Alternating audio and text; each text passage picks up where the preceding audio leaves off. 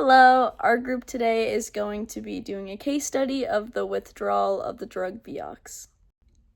Vioxx, or otherwise known as rofecoxib, was a COX-2 selective non-steroidal anti-inflammatory drug, also known as an NSAID, developed by Merck and approved by the FDA in 1999. This drug was designed to relieve pain from conditions such as osteoarthritis and dysmenorrhea, while also reducing the gastrointestinal side effects common with older non-steroidal anti-inflammatory drugs.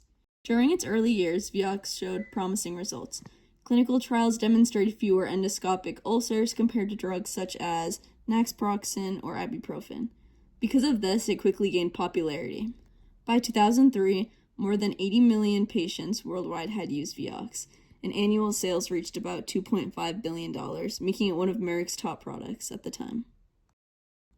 However, the approved trial, which was initially designed to study colon polyp prevention, revealed a higher risk of cardiovascular events, such as heart attacks and strokes after 18 months of continuous use. In response to these findings, Merck voluntarily withdrew Vioxx from the market on September 30th, 2004.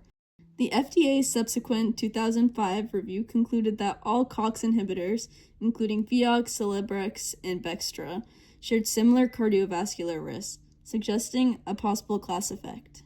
As a result, the FDA required box warnings on all non-steroidal anti-inflammatory drugs and introduced a medication guide to inform patients.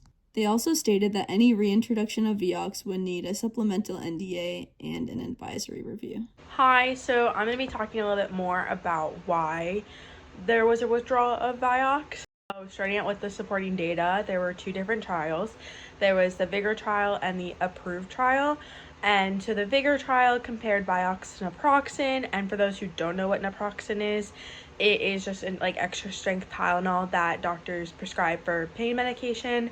And so when they did the Vigor trial, they saw that there was a 50% reduction in gastrointestinal events when it was with Vioxx, but they saw a 5 times higher risk of myocardial infarction or higher cardiovascular event risk when you're using Vioxx. And so because of this, they ended up putting a warning on the label, but they didn't feel like it was enough evidence to take it off the market. And then with the approved trial, it was a placebo-controlled study, and so there was they saw a 2 times increase in confirmed myocardial infarction as well as stroke. And looking at the table, you can see that in our Vioxx group, there is a much higher risk or events of hypertension, edema, or even congestive heart failure compared to the placebo group. You can see it's in some cases it's 2 times as much.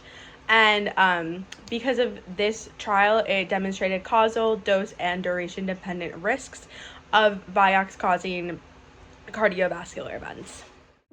So continuing with the FDA withdrawal rationale, Merck voluntarily withdrew Vioxx because of the approved trial, showing that the cardiovascular risk was significant, and the FDA concurred with cardiovascular risk outweighing the therapeutic benefit.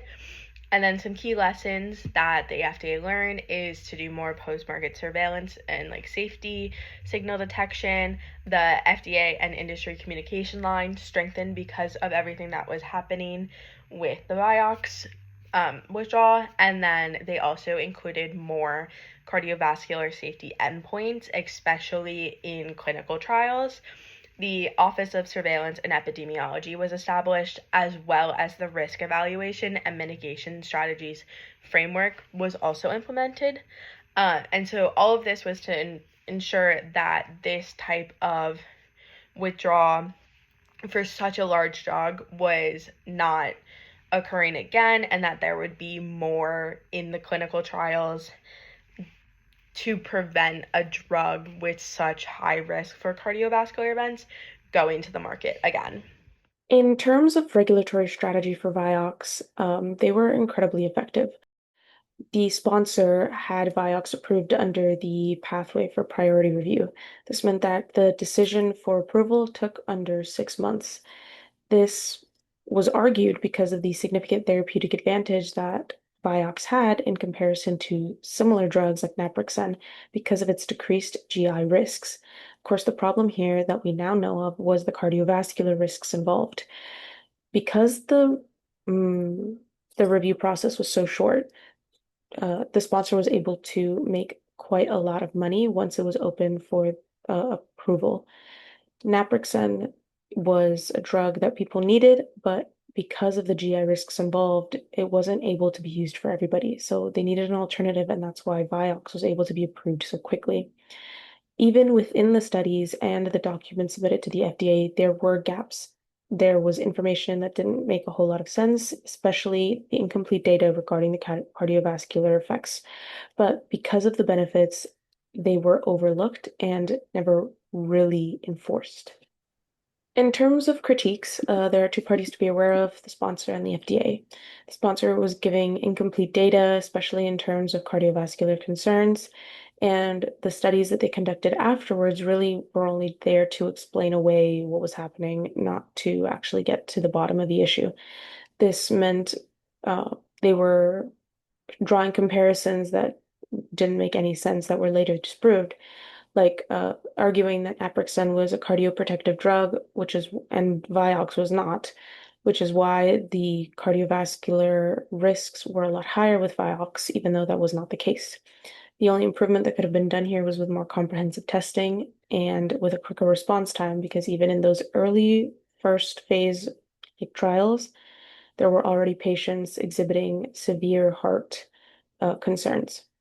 The other party here, of course, the FDA, that approved this priority review, even having those gaps in information and never pushed for more. Mandated studies were never required, that even after there were heart risks were showing up in patients, and it wasn't until 2 years after their approval that Vioxx was even called in for an advisory meeting, and it wasn't until 2 years after that that it was then withdrawn from the market. The only improvement here could have been with more strict reviews and with consistent post-market studies on patients that had used the drug to show if there were any issues with it, but that was unfortunately not the case. There are a number of different variables that the FDA needs to balance when considering bringing a new drug to market. It needs to outweigh the magnitude, severity, and frequency of risk against those benefits as compared with other drugs for the same indication on the market. In the case of Vioxx, the FDA approved it in 1999 because it provided a safer alternative to other non-steroidal anti-inflammatory drugs on the market. However, early clinical trials had small populations, and those trials weren't designed to evaluate data on cardiovascular events. Incidents of those kinds of events that did occur were dismissed as not being directly linked to the drug. There is some evidence that the sponsor company Merck was aware of the risk, but that financial needs were put above these safety concerns. It wasn't until post-market trials Vigor and approved that had larger populations that a strong association between Vioxx use and serious cardiovascular events was apparent. Third-party peer-reviewed journals and a growing public concern ultimately influenced Merck to withdraw Vioxx from the market. The benefit-risk analysis that the FDA must do when presented with a new drug is always a tricky balance. The Vioxx case, however, became a landmark in regulatory history because it exposed specific challenges in drug safety post-approval.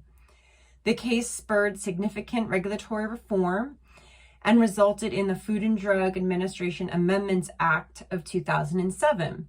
Under this act, the FDA had new powers to mandate labeling changes, require post-marketing studies, and enforce greater transparency in clinical data from sponsors and manufacturers.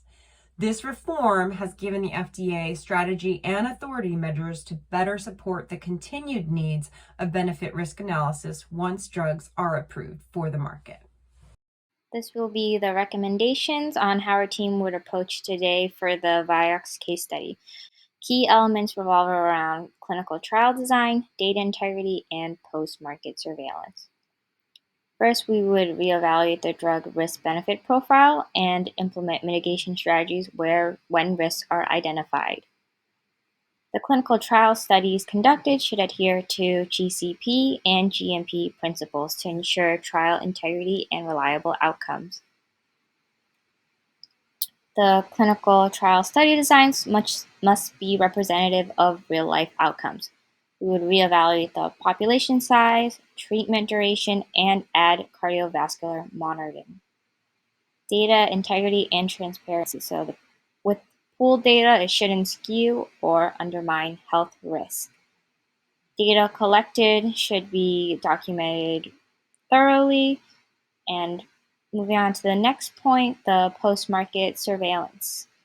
So from the VIGOR and approved studies, it revealed there was a significant cardiovascular risk, mainly after the 18-month period where it was more apparent. By applying a risk evaluation mitigation strategy, like enrolling patients in registry or specific patient monitoring, it would generate data and minimize harm to patient safety.